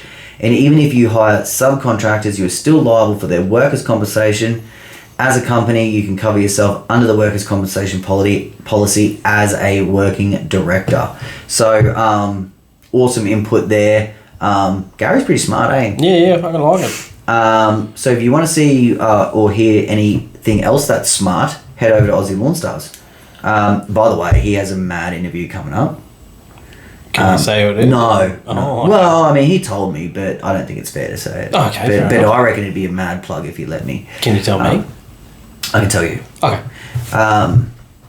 Is it me? No, I was gonna say it rhymes with. Yeah. Okay, Jollis says, I I like being a sole trader because I can spend so much money from my work account on absolute crap. Okay. Yes, you can. Yep.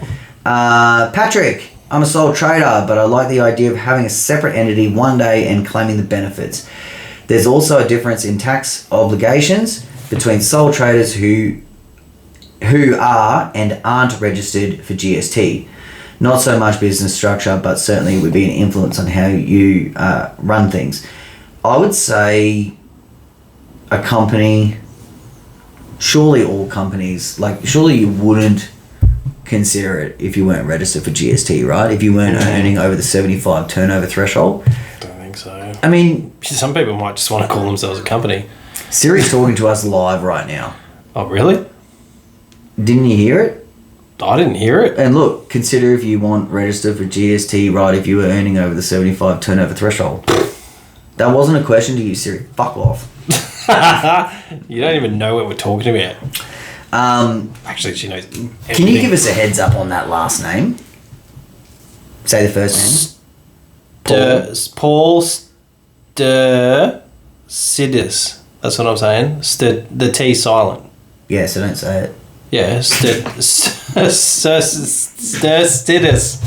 Fuck, I hope that was even close, man. Let me know. I apologise. That was never my intention to fuck that up so bad. But Paul Sidis. What? Why does he have like a little cup of tea logo next to his name? I don't know. That's what I want to fucking know. How did you get that, Paul? Wait. Yeah, there's logos next to every... Sorry, man. This is like... Oh my gosh, Gary has like a little leafy flower. What do I have? You didn't comment on this, you fucking asshole. Okay. Still busy putting out fires. So Paul says he has a company set up. He'll be looking to set up a trust this year. We'll be splitting our business model and start dividing the responsibilities of the relevant arms: mowing, cleaning, landscaping, fencing, property management, to start and create new entities based on expansion. So that's really cool. Obviously, he's looking at the company structure, because you can operate, I think, 7 different... No, I'm not even going to say a number. Yeah. Can't remember what it is. But you can have a bunch of different businesses under one company. Well, he's got a bunch of different businesses there, so... Yeah. I don't fucks with all that many. Nathan Brown, when the missus is a stay-at-home mum, it was an added advantage to set up as a trust so we can split taxable income between us and utilise her tax-free threshold. So I'm going to stop that there. Sorry, I'm like half choking on me ciggy. We always did the same thing. I guess you're doing the same thing, right? And we're sole traders. So I wonder what the extra benefits would be being in a company or a trust. Is there a higher tax threshold? Well, I guess not. So, I mean, I know, is the sole trader threshold still 18,000? I think so, yeah. Because, like, even say 3 or 4 years ago, we just had Vicky as an employee, and she earned 18,000. Yeah. Had no expenses. Yeah. And that was just a way to does that mean I might, if I'm a company, do I get a tax return? Could I potentially get a tax return? So, you possibly, but you shouldn't. So you shouldn't have. So you're because the company would be paying for all of my stuff, like. But then you put in for like laundry and shit like that, so that brings you fucking... Yeah, no, so you are correct. So you are working for your company, so your company will have tax, which I would say, would be things like... so you have materials. To do 2 tax returns instead of 1. Yes. So you have to do a company and a personal. Yes. Yeah, okay. But if you're bringing the missos into it, then you need to do another one. 3rd one, okay. And if you want to get the most benefits possible, then you need to really delegate and share those expenses between whatever's the most, beneficial. Fair enough. in the end, the aim of the game is to reduce tax and increase money in our hand. No-brainer for us. And that's like I said before, like I 100% agree with that. It's not being dodgy. It's not cooking the books. It's capitalizing. It's getting what you're entitled to. And, you know, all of the famous business people or say successful business people, they do all this type of stuff. All the toll bludgers do it every day. Shannon Wall, who we've seen, Shannon Wall, like he's just picked up like a bunch of mad contracts. Yep. We've seen his business grow over really the course of 12 months. So I'm in my last quarter as a sole trader. From July 1, we're going to a company. Sole trader is great, easy to learn and understand. Lots of flexibility to immediately control your money, to make those investments for personal use, such as sitting the money in your offset, but can be bad if you don't watch what you spend and the tax man makes life hard. We did the maths a few years ago and we found when you're making around 180 net, you will start to pay more in tax rather than if you were a company, and it's time to change over. If I was hovering under that, I'd probably rather stay as a sole trader just to keep it simple, and it's very simple to set up, but time to move on for me. So, Pretty cool. Really awesome comment, and it's great to see so many independent contractors that have done their research. Yeah. And they're looking, for answers and ways to become more profitable. Definitely. Joseph, last business I was in, I had a company, family trust, etc. To be honest, I kind of regretted it. The ongoing fees, extra tax returns for each entity, and extra accountant fees, ASIC fees, and bullshit you have to abide by took the joy out of it for me. My revenue didn't warrant it. So I'll just quickly stop that one there. Very valid point. Yeah. It'd be good if we could find out what that revenue was. Yeah. Just because he had been in that position. Yeah. It'd be good to know if was he at 120, was he at 180, like what was it? And he brought up what I just brought up with the extra tax returns and shit. So yeah, you're a mind reader, or you read through this. No, I didn't actually read that. You're supposed to read this. I know. There was a fire at my house. No. What day was the fire? It was fucking Saturday, mate. Yeah, it was Saturday. Yeah. What day did you put that up? This says 1 day ago. Oh my god, I feel busted as. I'm not tripping. I know, I'm very busy. When he said his revenue didn't warrant it, it was an ongoing burden. This business, I'm a sole trader, and it's just fine for me and very simple. I think if you plan on going big with multiple staff and vehicles, it would be viable, but for a sole operator, I wouldn't rush into it. Accountants will always try and talk you into a company because there's a lot more income in it for them. So, that depends on the account, because we were steered clear of it straight away.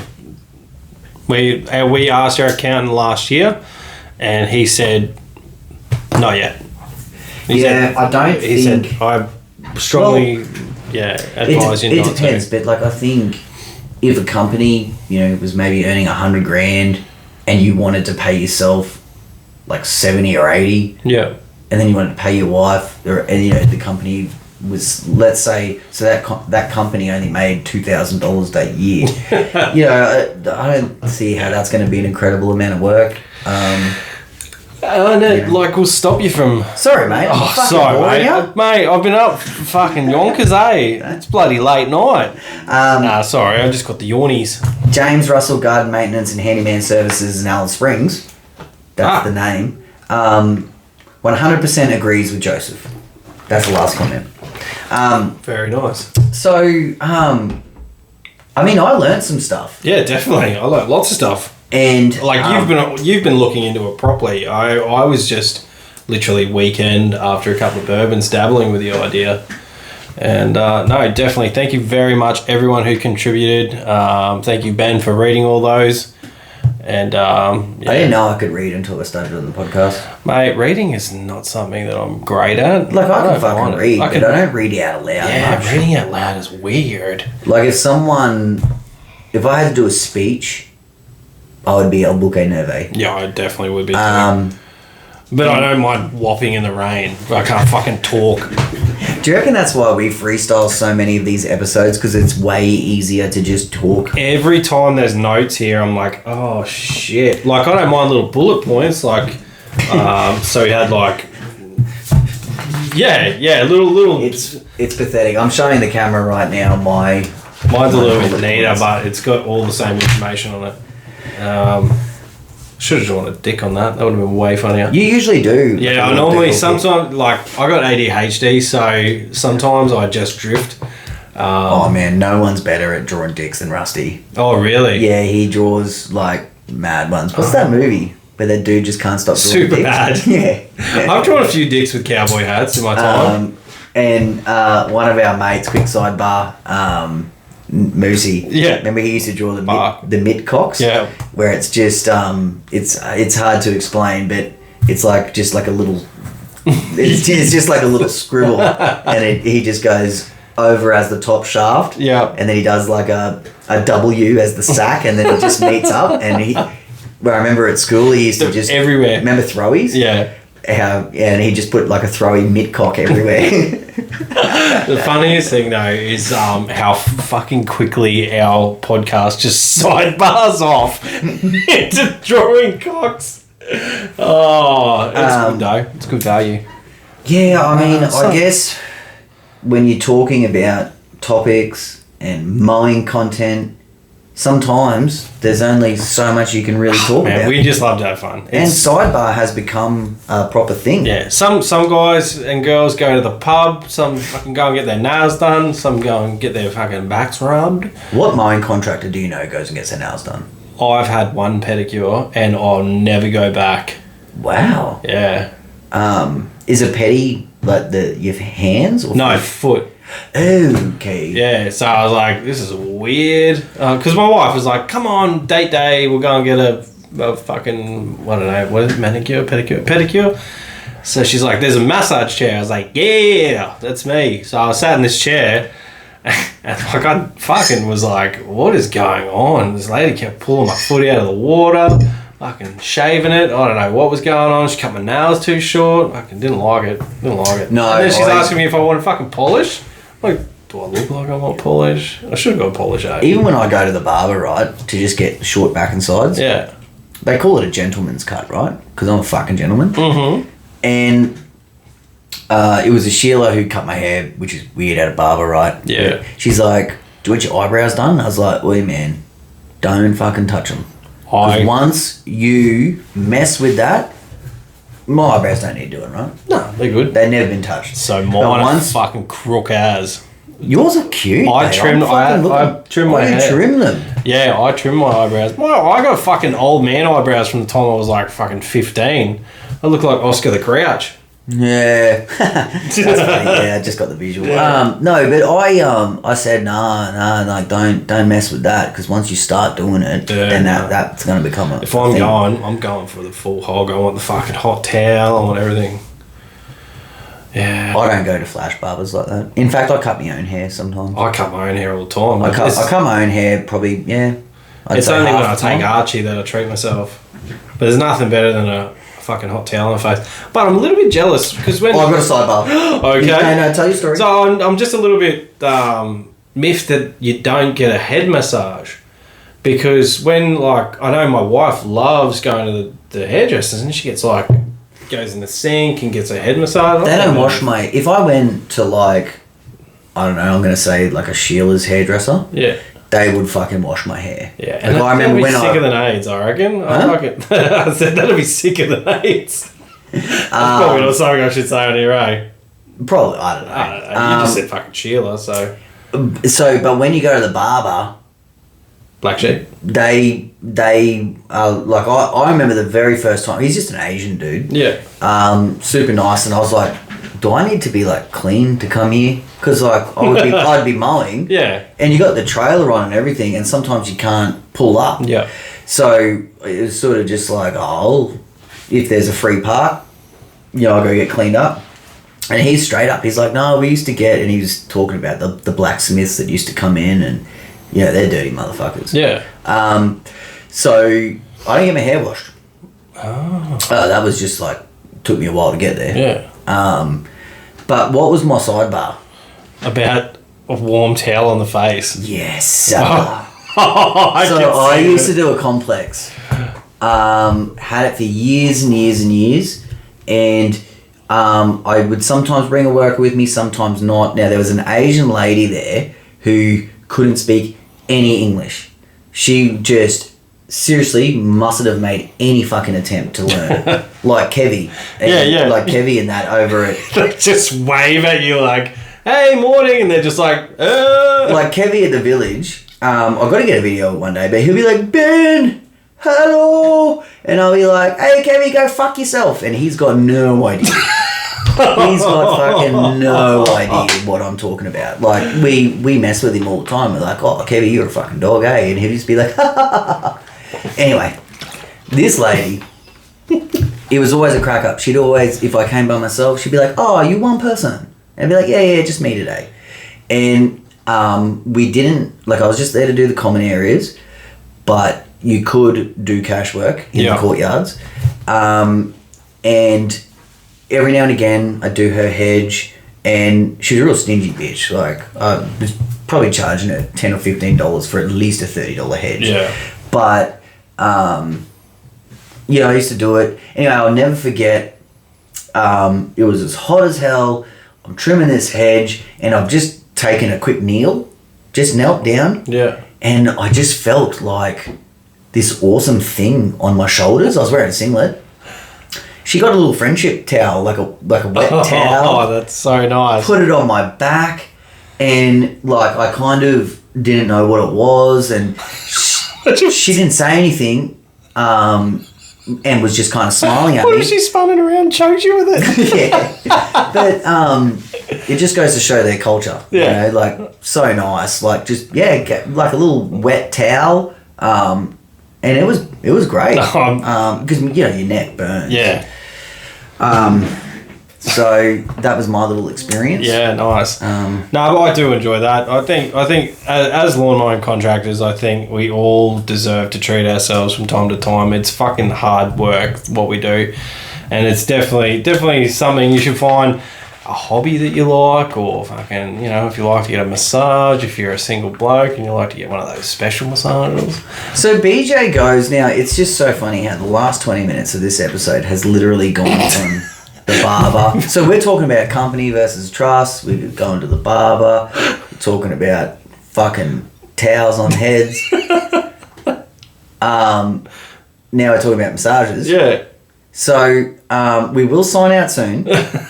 But BJ, you go and get massages all the time, right? All the time, man. I love acupuncture. I think it's and really you're good. talking legit massages, like I'm not going to get hand jobs. And you've never done that. Never gotten a hand job in my life. And have you ever been in a situation where you thought it? Now we know you're married. Yeah. Now, a happy ending massage is not really cheating, right? Not if they're in the same room. I had one experience. Yeah. So in Thailand, we were having a couples massage. At a ping pong show? No, this was a legit, like, we were in the Labua Tower Club. It's one of the best hotels in Bangkok. We were splurging because I'd just been fucking hit by a drunk driver. So there was a massage parlour in the hotel, so we used to go there every day. Some days I went there twice because it's cheap as fuck. And they would take us up to a room in a hotel, so it was beautiful. We'd get a couples massage, and one day I was getting a massage, and when they were like rolling up my box shorts, one of my balls popped out, and she literally just picked it up with a pincer grip, like with her thumb and her pointer, and she just like lifted my boxer shorts up and tucked it back in very, very gently. Gosh. And I just looked over at Lou, and Lou was getting her massage, and I was just like, that was fucking wild. And this lady was just giggling. She was like, 60. She was loving it. But, you know, I was just like, this is fucking wild. And I could only imagine what those poor women see. Like, fucking big, dirty tourists just like, hey, look at my dick and balls. But what about the awesome, cute tourists they get? Like me. Yeah, of course.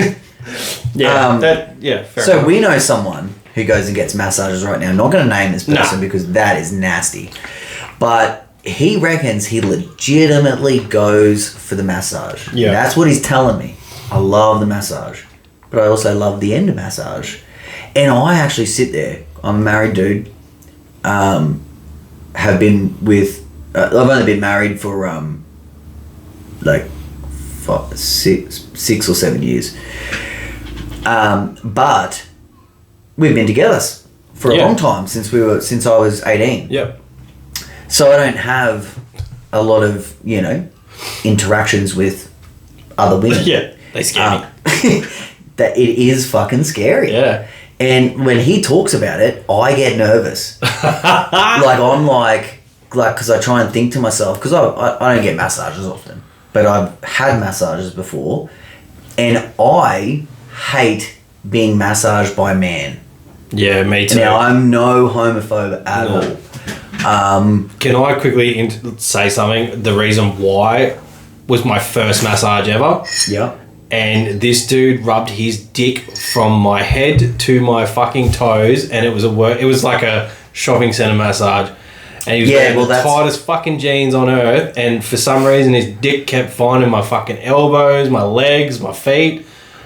I was just like I was the canvas and his dick was the paintbrush. I've seen that at Sexpo. Oh, really? I've seen that. I've never been to Sexpo. How have I never been to Sexpo? I don't think it exists, but I've seen that dude paint the picture with his willy. Oh, yeah. That thing looks red as fuck by the end. Anyway. Dragging it on canvas. Yeah, so, look, I don't, like I said, I'm no homophobe. But it's like the closest thing that you can have to a sexual experience without having it, right?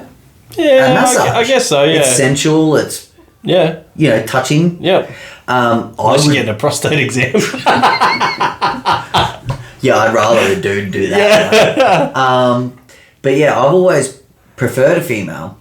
And when you get one, whether it's attractive or not, you're face down, it feels good, and you sort of I always think to myself, do you just ask? Does it, and because this other person, he's always his thing is, he doesn't go to places where he knows he can get it. Like, his little thrill is going to a regular massage parlor and getting a happy ending. That's his little thing. Oh, man. And I'm just like, oh, no way, man. And he's like, yeah, man, they all do it. And I'm just like, and then he's staying places that are 5 minutes from my house. Oh, Jesus. And I'm like, oh, really? And anyway, I've never had the. No, I wouldn't do it. But I would think about it. Yeah. And then I'd be like, oh, I'm going inside. So I legitimately, I love getting a massage. It makes me relax for a bit. And I was looking for a new massage place. We moved house and I was looking, and I found one of these comments from this one that I drive past every single day, and it was on Google reviews, and this man was like, I was insulted and degraded. I saw. Yeah. I had a massage and it was subpar, and then she asked me to roll over, and then she attempted to touch my penis. And all I could think when I was reading that comment was like, how dare you get your hands off my penis? Yeah, that's right. That's that old succulent Chinese meal.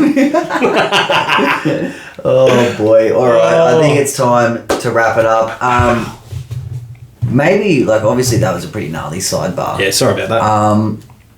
I mean, we got tons of stories like this. So let us know your feedback. We don't want to offend anyone. We don't know if we're going too far off topic sometimes.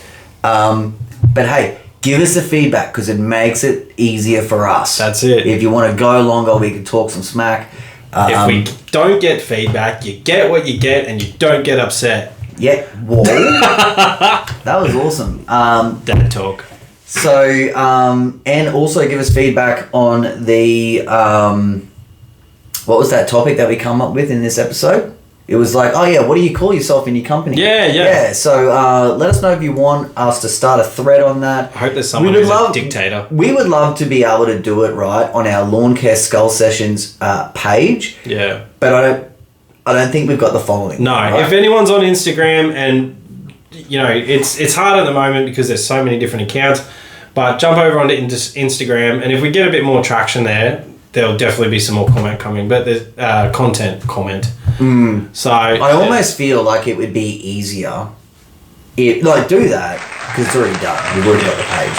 But I almost feel like it would be easier to just do those things, but just from Catch Pro or TBL. Yeah. So we have such a huge presence on both of those, between us. And I know that there would be tons of crossover, but you're looking at 10K. Yeah. Of a community. Yeah. There would be a ton of crossover, but it is what it is. Yep. So until next week, I am at Catch Pro Australia. He is at TBL, and we are out of time. Peace.